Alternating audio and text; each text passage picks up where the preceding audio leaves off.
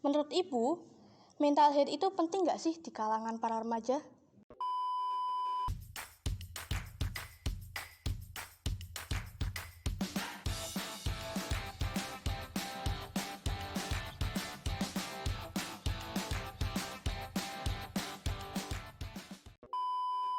Assalamualaikum warahmatullahi wabarakatuh. Hello everyone, you listening to Meta Voice. Perkenalkan, saya Iklim Abdurrahim dari Divisi Fotografi. Kali ini kita kedatangan tamu spesial, yaitu Bu Dewi Nugrahini. Selamat siang, Bu. Selamat siang. Bagaimana kabarnya? Alhamdulillah baik.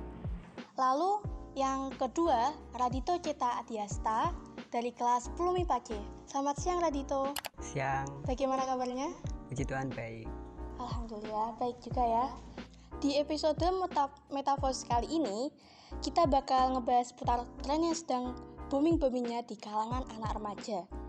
Kalian pernah denger nggak sih atau ngerasain apa itu mental health? Nah, kita bakalan ngebahas itu semua di podcast kali ini dengan tema mental health. So, pastiin kalian dengerin sampai habis ya. Pertama-tama kita mau tanya dahulu nih ke Bu Dewi selaku guru BK SMA Negeri 1 Kota Kediri. Menurut Ibu, mental health itu penting nggak sih di kalangan para remaja? Oke. Kita mengetahui ya, mental health itu merupakan menurut WHO ya. Kalau menurut WHO itu sendiri, mental health itu adalah keadaan sejahtera di mana individu itu menyadari potensi dirinya, kelebihan kekurangan dia itu apa, jadi dia mengenal dirinya sendiri dulu itu, kemudian sehingga dia bisa mengatasi tekanan atau mungkin terpaan-terpaan seperti itu ya, tekanan-tekanan yang dari masyarakat seperti itu, dia bisa menerima, mampu, kemudian dia bisa bekerja secara produktif dan baik dan memberikan kontribusi untuk masyarakat. Itu dari WHO. Oke, kemudian kita kembali ke pertanyaan bahwa apakah mental health itu penting? Mental health itu menurut Bu Dewi sangat penting karena itu untuk kelanjutan atau mungkin untuk perjalanan atau mungkin untuk tugas-tugas perkembangan kita sebagai remaja itu bisa bisa berjalan dengan baik sehingga tidak ada kegagalan dan kita bisa menjalani dengan baik. Apabila kita ada kegagalan, maka tugas perkembangan kita itu selanjutnya akan mengalami kesulitan atau kendala seperti itu. Lalu, apakah di masyarakat sudah cukup terbuka soal kesehatan mental? Kalau di masyarakat, menurut Bu Dewi masih sebagian, tapi sebagian besar pun mereka juga sudah mampu menyadari ya bagaimana mental health yang baik. Tetapi di sebagian masyarakat mungkin yang memang di lingkungan tertentu seperti itu ya, tingkat stresnya berbeda sehingga menyebabkan kesehatan mental mereka itu mungkin juga ada beberapa yang terganggu, mungkin dari lingkungan yang broken home atau mungkin dari segi ekonomi yang mungkin tarafnya, mungkin lingkungannya itu ya banyak yang menengah ke bawah seperti itu. Mungkin bisa jadi tingkat kesetresannya itu, mental health-nya mungkin bisa berpengaruh seperti itu. Lalu, kita caranya gimana untuk tetap menjaga kesehatan mental kita dari lingkungan yang negatif gitu? Oke, kita kembali lagi ke diri kita sendiri dan kita harus selalu berpegang teguh kepada keimanan kita. Kita berpegang teguh kepada agama Tuhan, kitab-kitab suci kita, sehingga kita bisa kuat menerima keadaan ini, kita bisa survive. Kemudian kita juga harus memiliki pikiran yang positif.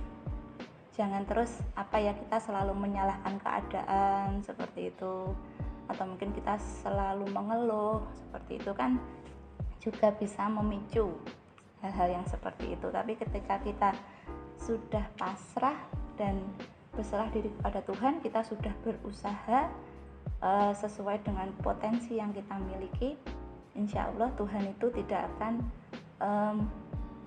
memberikan beban kepada umatnya itu di luar batas kemampuannya. Jadi kita itu harus berpikir yang positif, kemudian mendekatkan diri kepada Tuhan, kemudian melakukan olahraga, bersosialisasi dengan teman atau mungkin masyarakat juga dengan baik. Itu juga salah satu sebagai cara-cara kita agar kita memiliki mental health yang baik gitu. Terima kasih Bu. Lalu untuk Radito sendiri, bagaimana sih ciri-ciri teman-teman Radito yang kayak mentalnya sehat, atau bagaimana? Pastinya Radito sendiri juga memperhatikan kan teman-temannya? Ya. Silakan. Kalau menurut saya ciri-ciri mental yang sehat seperti mampu menerima keadaan diri sendiri, mampu menerima kelebihan dan kekurangan kita sendiri. Jadi banyak di luar sana remaja yang masih mencari jati diri, mungkin dari aspek lingkungannya yang broken home, mungkin lingkungan yang negatif, menyebabkan banyak remaja kesehatan mentalnya itu rata-rata menjadi buruk. Dan kita perlu juga berpikiran yang positif, seperti yang Bu Dewi tadi katakan, bahwa berpikiran positif itu dapat membantu kesehatan mental kita menjadi baik dan menjadi sehat. Dan seperti yang saya bilang tadi, bahwa lingkungan juga sangat penting menentukan kesehatan mental kita seperti apa, seperti itu. Faktor apa saja sih yang berperan dalam kesehatan mental menurut Bu Dewi sama Radito? Oke, Bu Dewi dulu. Kalau menurut Bu Dewi itu ada beberapa faktor yang menjadi penyebab orang itu mungkin kesehatan mentalnya bisa terganggu atau tidak itu ya. Yang pertama itu dari kondisi otaknya manusia itu sendiri. Dia pernah cedera enggak otaknya, atau mungkin apakah memang bawaan lahir bahwa ada kecacatan di otak seperti itu bisa mempengaruhi.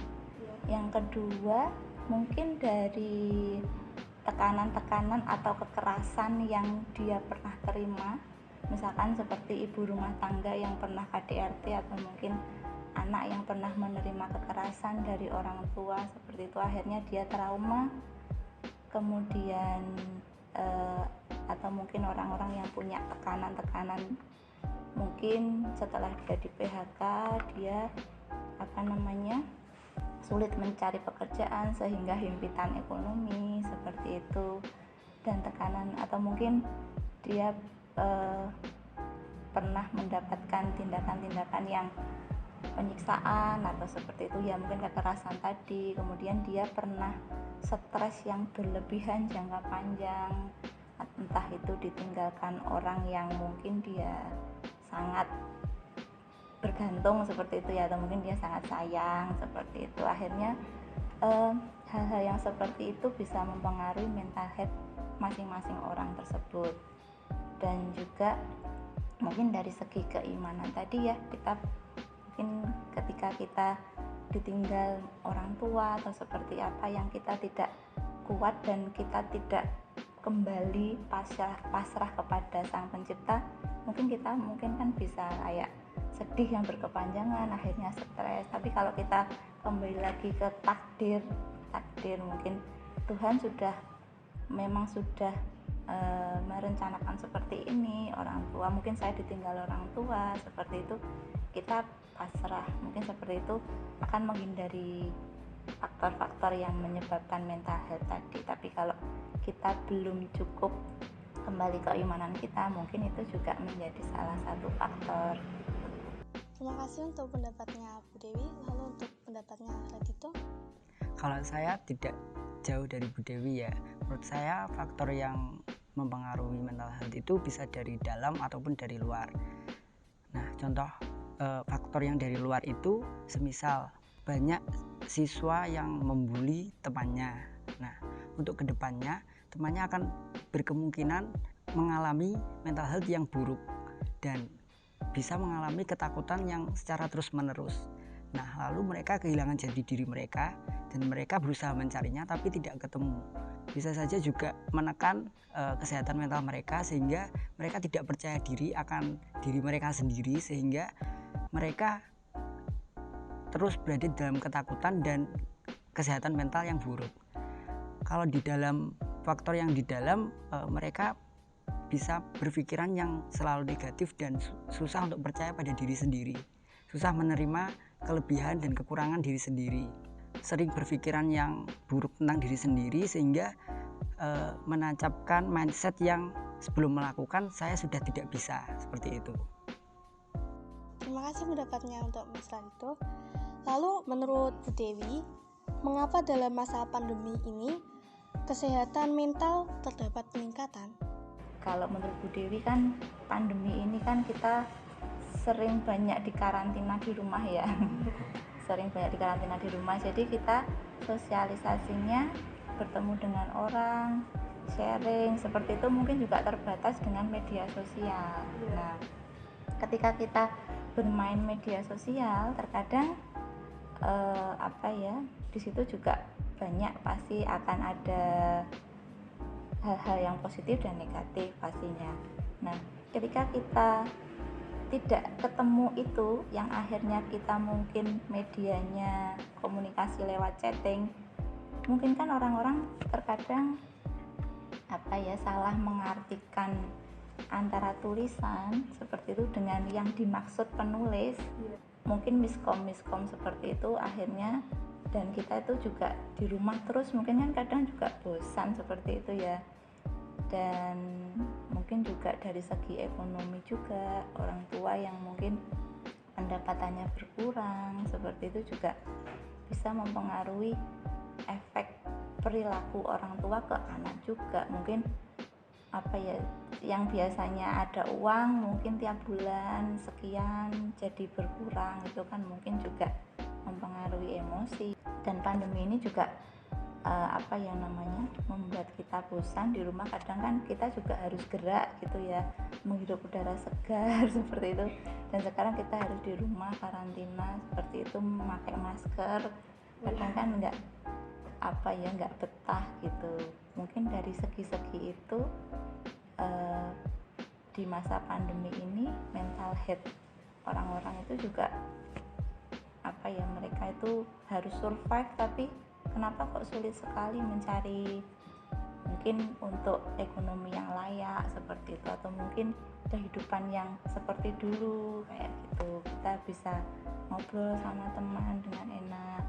Tapi sekarang media sosial saling menyalahkan mungkin seperti itu, akhirnya isu-isu yang seperti itu kan membuat kita juga bingung seperti itu, akhirnya sama-sama semua kemerungsung lah apa itu. Tapi ya kita harus kembali lagi ke poin tadi, keimanan dan juga usaha kita, dan kita harus juga menerima kondisi. Nggak bisa kita harus menuntut terus seperti itu, tapi kondisi kita kan memang keadaannya seperti ini, semuanya sama pemerintah juga mungkin terpotong karena untuk pengalihan biaya COVID seperti itu ya. Tapi biasanya sama pemerintah kan kalau kita kena COVID juga mendapatkan bantuan gitu, mungkin itu juga salah satu menolong kondisi mental health masing-masing masyarakat seperti itu ya. Terima kasih untuk pendapatnya Bu Dewi. Oke, sampai di sini dahulu episode podcast kali ini. Sekian dari saya, terima kasih Bu Dewi dan Radito. Metafo, Jurnalis Kepo.